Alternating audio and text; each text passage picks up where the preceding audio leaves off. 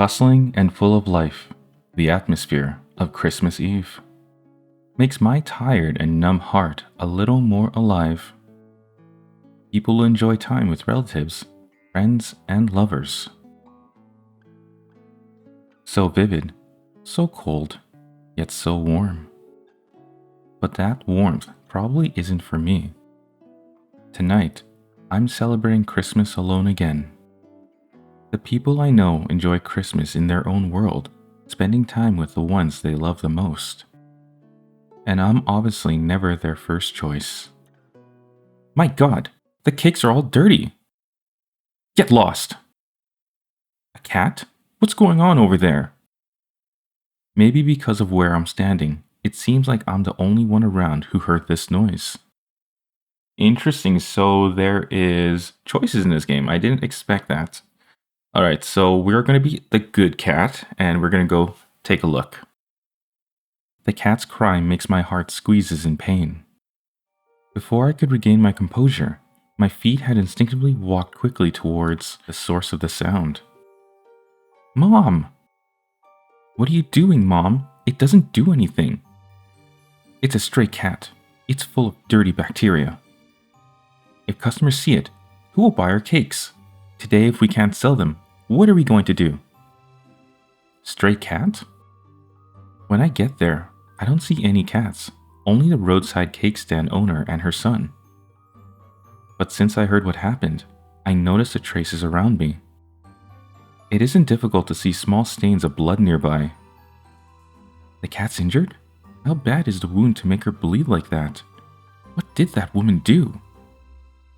I refused the cake stand's owner's offer, continue to follow the small drops of blood on the ground. I'm afraid the falling snow and the footsteps of pedestrians will wash away the traces. I think she needs my help. An injured stray cat in the cold snow. For humans, this is a happy Christmas night, but for them, it's just a harsh winter night like any other. The blood trail disappears in front of a small, wet alley. I go into the alley, trying to find the cat in the dark. The stray probably hides somewhere. The alley isn't too messy. There are only 2 large trash cans, so it shouldn't be too difficult to find a cat. But what I see isn't a cat, but a human. He isn't wearing anything. Wounds and black stains covered all over his body. Not knowing what happened to him, I'm a little scared. Helping a person isn't as simple as helping a cat. Alright, so like I said, we're being a good person, so let's go still decide to help him, although he sees a person, not a cat anymore, so the choice option is a little strange. I take out my phone, about to call for an emergency, but my vision becomes a bit blurry. Maybe something is wrong with me, because now I see lying there isn't a person, but a tabby cat. My hand instinctively covers my forehead. What's wrong with me? Or, what happened to the tabby cat and that man? But very quickly I learned that my eyesight and mental health are completely normal. Because the cat turns into a man, and the man turns into a tabby cat again. It keeps repeating like that, until I see lying on the ground now is just a tabby cat. Witnessing what just happened, I'm totally petrified, until a cold wind blows into a small alley, making the poor cat shiver. Also brings me back to my senses. Okay, alright, nice guy. I still can't leave him here. Interesting. So this is a situation where a cat is maybe not specifically just a cat, but a mythological creature maybe, a shapeshifter even. I don't know what creature that tabby cat is, or whether he can harm me, but looking at that dirty, trembling cat, there's no way I can simply just ignore it. What comes will come, I think, whatever the consequences. I take off my scarf, wrap it around the cat. He's limp, having no struggle or vigilance. I hold him in my arms, use my coat to shield him from the cold wind, and share my warmth with him. This year, I'm celebrating Christmas alone again, or so I thought. But maybe That's no longer the case. I bring the cat home. If I take this little one to the vet and he performs some unscientific act, then it's like I'm pushing him into the hands of researchers. All he needs now is just treatment for his wounds, a warm place to rest. That's enough. I think I can try to bandage the wounds first, wait until the cat wakes up and see how things go. If the cat can't keep either his cat or human form, then we can go see a doctor without worry.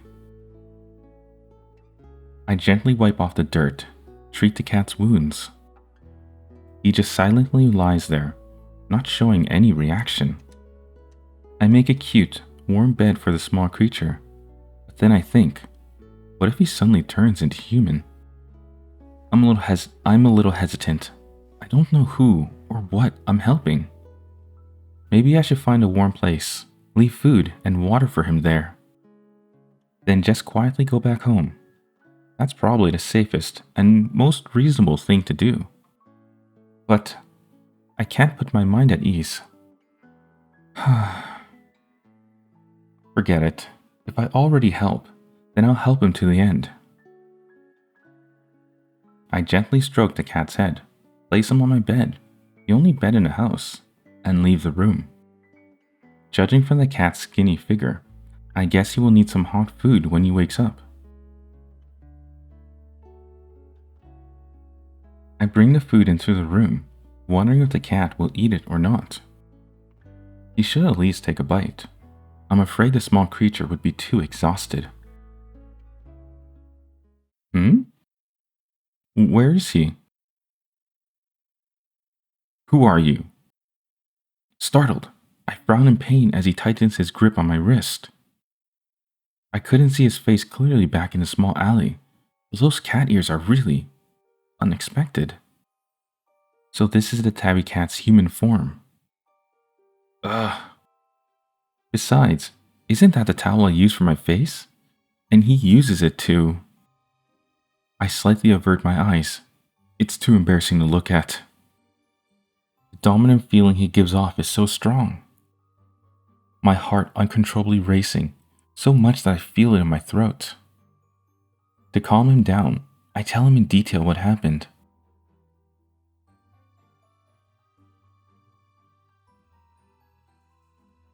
He slowly lets go of my wrist, looks at me with complicated, confused eyes. This is the food I made for you. Please eat it while it's still hot. I raise my hand, showing him the food on the tray. His eyes immediately light up, but still looks at me warily. Just now, I already treated the tabby cat's wounds, but when he turned into human, all the bandages fell off. Do you need your wounds re-bandaged? No, no need. I sigh, put the food on the table. Currently, there's no suitable clothes for him in the house, so I get him a bathrobe. To make him more relaxed, I think I should give him some private space. I go out and close the door behind, leaving him with the bathrobe and a tray of hot food. He needs time to let his guard down. I also need time to organize my thoughts. Just now that was scary. It's truly an unwise decision to randomly bring a stranger into the house. Just because I love cats, I have a soft heart. But really, what happened to him? If he was a bad person, why did he not fight back when someone beat him and injured him? Instead, he just curled up in the alley. Did he not have any strength left? No clothes to cover himself and his ears? Or was there another reason I don't know?